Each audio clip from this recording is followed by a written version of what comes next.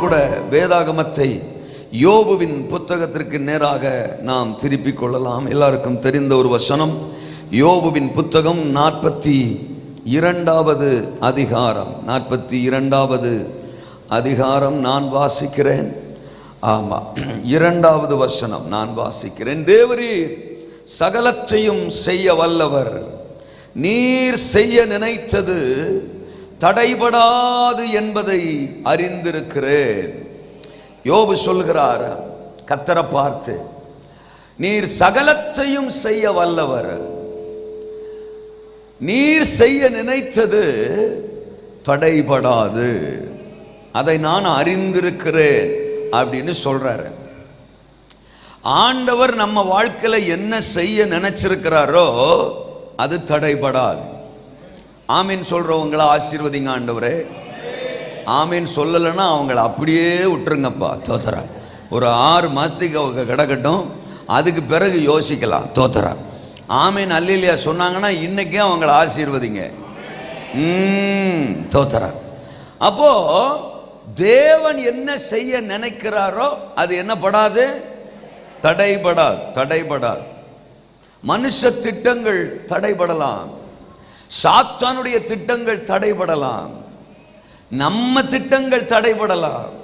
ஆனா ஆண்டவருடைய திட்டம் ஒரு நாளும் தடைபடாது. நம்ம வாழ்க்கையை குறித்து நமக்கு திட்டம் இருக்குதோ இல்லையோ, நம்மளை அழைச்சவருக்கு திட்டம் இருக்குது. நம்ம ஒவ்வொருவரை குறித்தும் ஆண்டவர் மேலான உயர்வான திட்டங்களை உடையவராக இருக்கிறார்.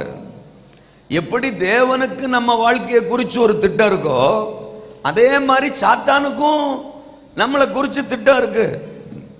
யோவான்ல 10:10 படிக்கிறோம், திருடன் திருடவும் அழிக்கவும் வருகிறானே அன்றி வேறொன்றுக்கும் நானோ அவைகளுக்கு ஜீவன் உண்டாயிருக்கவும் அந்த ஜீவன் பரிபூரணப்படவும் வந்தேன் அப்படின்னு ஆண்டவர் சொல்றாரு.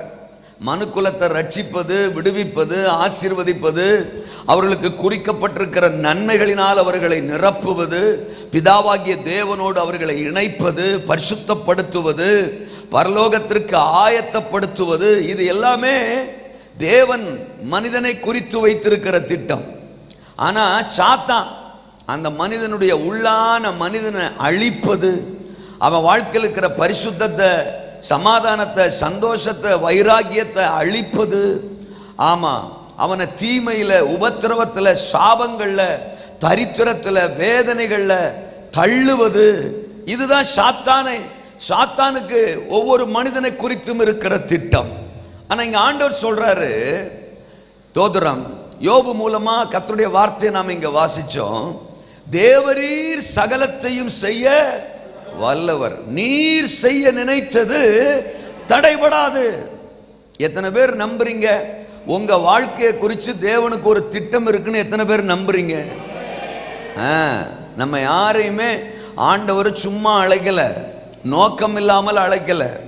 சபைக்குள்ள நம்மளை வச்சிருக்கிறார்னா நம்ம ஒவ்வொருவரை குறித்தும் மிகச்சிறந்த நோக்கத்தை அவர் வச்சிருக்கிறாரு. அது என்ன நோக்கமா இருந்தாலும் அதை நிறைவேற்றுவாரு. உங்களை எதுக்காக அழைச்சாரோ, சிருஷ்டித்தாரோ, படைத்தாரோ, அவருடைய பிள்ளைகளாக தெரிந்து கொண்டாரோ, அதை உங்க வாழ்க்கையில பரிபூரணமாய் நிறைவேற்றி முடிப்பார். வேதத்துல எல்லா மனிதர்களையும் நீங்க பார்க்கலாம். யோசேப்பா இருக்கட்டும், ஆபிரகாமா இருக்கட்டும், ஈசாக்கா இருக்கட்டும், யாக்கோபா இருக்கட்டும், மோசேயா இருக்கட்டும், எலியா, எலிசா, யோசுவா, இவர்கள் எல்லார குறிச்சும், பவுல், பேதுரு, ஒவ்வொருவரை குறிச்சும் தேவனுக்கு சிறந்த திட்டம் இருந்துச்சு. ஆனா அது அவங்க வாழ்க்கையில நிறைவேறக்கூடாதபடி சாத்தான் பல்வேறு குழப்பங்களை, பிரச்சனைகளை, போராட்டங்களை அவர்கள் வாழ்க்கையில கொண்டு வந்தான். ஆனாலும் கர்த்தர் என்ன குறிச்சிருந்தாரோ அதுதான் அவர்கள் வாழ்க்கையில் நடந்தது. உங்க வாழ்க்கையில கூட உங்களுக்கு விரோதமா சாத்தான் எத்தனை கோணத்துல வந்தாலும், என்னெல்லாம் பிளான் பண்ணாலும், இன்னைக்கு தீர்க்க தரிசனமா சொல்றேன், ஆண்டவர் உங்களை எதுக்கு அழைச்சாரோ அதுதான் நடக்க போகுது, அதுதான் நிறைவேற போகுது. உங்களை குறித்து அவர் திட்டம்தான் பலிக்க போகுது, நடக்க போகுது. நீங்க சிறந்த பாத்திரங்களா இந்த உலகத்துல பிரகாசிக்க போறீங்க. தேவ நாம உங்க மூலம் மகிமைப்பட போது. அதுதான் தேவனுடைய திட்டம். ஆமென். நீங்க விரும்பினாலும் சரி, நீங்க விரும்பலாட்டாலும் சரி, உங்களை உயர்த்துவாரு, உங்களை பயன்படுத்துவாரு. ஏன்னா உங்களை அவர் பிள்ளைகளா அவர் தெரிஞ்சிருக்கிறார் பாருங்க, அதனால விட மாட்டார். இருக்கீங்களா? சில வீட்டுகளில் சொல்லுவாங்க, பிள்ளைகள்லாம் சேட்டக்கார பிள்ளைகளா இருக்கும். அப்பா அம்மா சொல்லு பேச்சு கேட்காது, அடங்காது.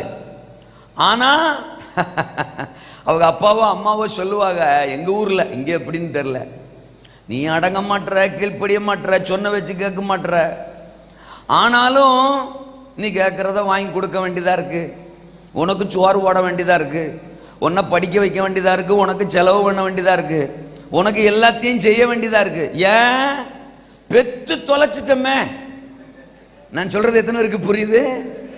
உன்னை பெத்து தொலைச்சிட்டமே, அதனால உன்னை ஆசீர்வதிக்க வேண்டியதா இருக்கு, உன் தேவையை சந்திக்க வேண்டியதா இருக்கு, உன்னை படிக்க வைக்க வேண்டியதா இருக்கு அப்படின்னு சொல்லுவாங்க எங்க ஊர்ல. இங்க எப்படின்னு எனக்கு தெரியல, தோத்துறேன். பெத்து தொலைச்சிட்டமே அப்படின்னு. ஒருவேளை என்னை அனுமதித்தால் நான் ஒரு ஸ்டேட்மெண்ட் சொல்றேன். அல்ல சொல்லுங்க, தேவன் நம்மளை பார்த்து இப்படி சொல்ற மாதிரி, தோத்துறேன், உன்னை பயன்படுத்தி தான் ஆகணும், உன்னை ஆசீர்வச்சு தான் ஆகணும், உன்னை உயர்த்தி தான் ஆகணும். ஏன்? உன்னை அழைச்சு தொலைச்சிட்டானே, தோத்துறேன். அல்லேலூயாவா? உன்னை என் உள்ளங்கையில வரைஞ்சு தொலைச்சிட்டானே, உலக தோட்டத்திற்கு முன்பாகவே உன்னை முன்குறிச்சு தொலைச்சிட்டானே, முறைச்சா கூட உன்னை ஆசீர்வச்சு தான் ஆகணும், தோத்துறேன். நீ ஆமேன்னு சொல்லலாட்டா கூட உன்னை பயன்படுத்தி தான் ஆகணும். என் உள்ளங்கையில வரைஞ்சிருக்கிறத உன் வாழ்க்கையில நிறைவேற்றி முடிக்காம நான் உன்னை விட மாட்டேன்.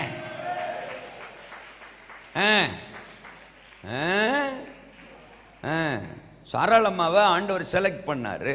ஒரு ஈசாக்க சாராளம்மா மூலம் கொண்டு வந்துடணுங்கிறது தேவ திட்டம்.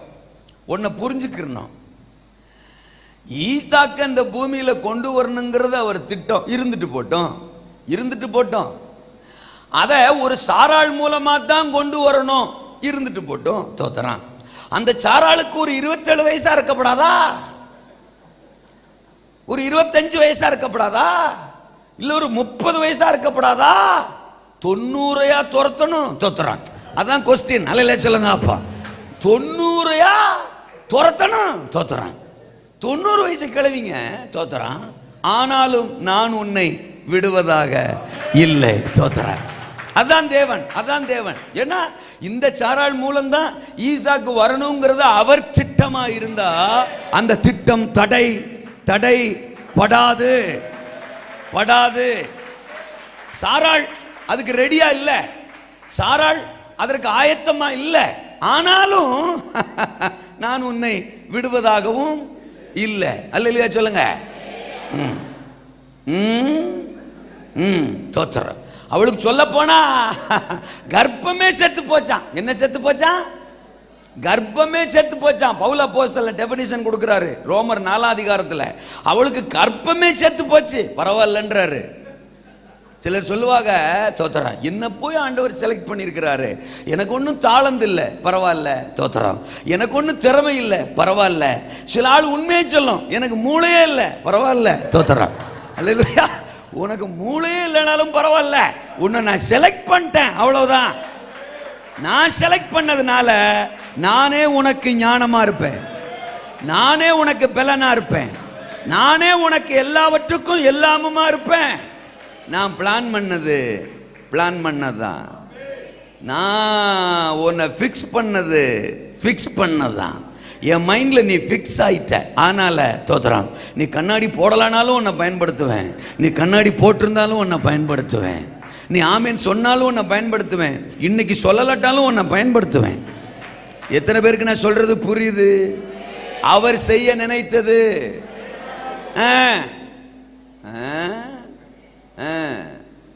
சில வீட்டுகளில் பாத்ரூம் கப்பு பார்த்துருக்கீங்களா? பரிதாபமாக இருக்கும், தோத்துறேன். பரிதாபமாக ஒரு கப்போட விலை மிஞ்சி ஒரு 10 ரூபாயில கூட வாங்கிடலாம். ஆனாலும் என்னமோ தெரியல, சில வீட்டு கப்பு அவங்க மாத்துறதே இல்லை, தோத்துறேன். சில கப்பு வாய் கிழிஞ்சிருக்கும், தோத்துறேன். சில சில கப்புக்கு வாய் கிழிஞ்சிருக்கும், சில கப்புக்கு கை உடைஞ்சிருக்கும், சில கப்புக்கு அது என்னடா கலரு தேடியும் காணாதிருப்பாய். தோத்துறோம். அந்த கலரை உங்களால கண்டுபிடிக்கவே முடியாது. தோத்துறோம். மல்டி கலர், வெளியில ஒரு கலரு, உள்ள ஒரு கலரு. தோத்துறோம்.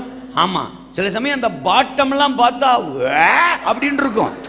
ஆனாலும் அந்த கப்பை மாத்துறது இல்லை. கேட்டா இருந்துட்டு போட்டுமே. தோத்துறா. இருந்துட்டு போட்டுமே. அது அள்ளுனா தண்ணி வருது. தோத்துறா. ஊத்திக்கிறோம். அதுல என்னப்போ, அது வாட்டுக்கு இருந்துட்டு போட்டுமேன்னு. ஹலோ ஹலோ, ஆஃப்டர் ஆல் ஒரு மனிதன் 10 ரூபா கொடுத்து வாங்கின ஒரு கப்பை தூக்கி போட மனசில்லாம பயன்படுத்த முடியும்னா, தன் ரத்தத்தையே விலைக்கிரயமா கொடுத்து வாங்கி இருக்கிற உங்களை பயன்படுத்தாம விடுவாரா? இப்ப சொல்லட்டுமா? வாயே கிழிஞ்சிருந்தாலும் பயன்படுத்துவார். அல்ல சொல்லுங்க அப்பா. கையே உடைஞ்சிருந்தாலும் பயன்படுத்துவார். கலரே மங்கி இருந்தாலும் பயன்படுத்துவாரு. ஏன்னா அவர் நம்மளை அழைச்சிருக்கிறாரு, உள்ளங்கையில வரைஞ்சிருக்கிறாரு. நம்மளை குறித்து ஒரு பெரிய திட்டம் அவருக்கு இருக்கு. அவர் செய்ய நினைத்தது தடைபடாதே.